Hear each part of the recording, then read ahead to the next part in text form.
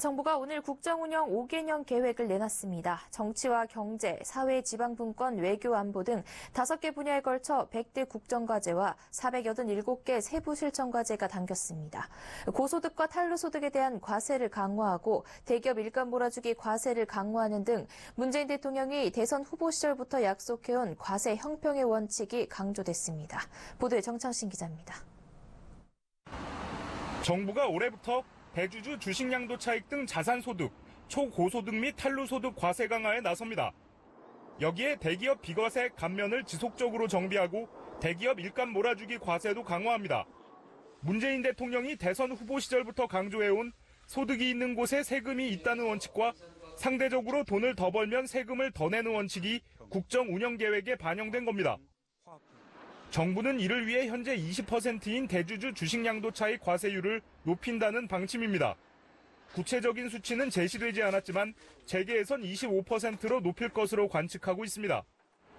대기업 일감 몰아주기 과세의 경우 대기업 특수관계인 등이 지분을 소유한 계열사에 일감을 몰아주면 이 부분을 증여로 보고 증여세를 과세합니다. 일감 몰아주기 규제는 상속 증여세법과 공정거래법에서 규제하고 있습니다. 현행 공정거래법의 경우 총수일가 지분이 30%를 넘어야 공정위가 해당 대기업에 대해 불공정 내부 거래가 있는지 조사할 수 있습니다. 정부는 총수관계 지분율을 낮춰 규제를 강화할 것으로 예상됩니다. 여기에 소득세 최고세율 인상은 재원 조달 과정 등을 종합적으로 감안해 추진하기로 했습니다. 현재 40%인 최고세율을 42%까지 올리고 과세 표준을 5억 원 초과에서 3억 원 초과로 낮추는 겁니다.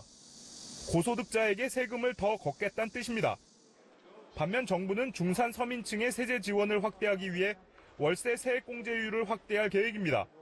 현재 연봉 7천만 원 이하 근로자가 낸 월세액의 10%를 세금에서 깎아주고 있습니다.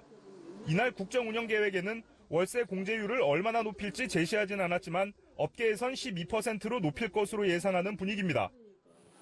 정부는 생계형 적합업종 지정 등을 통해 중소기업과 소상공인을 보호한다는 계획입니다.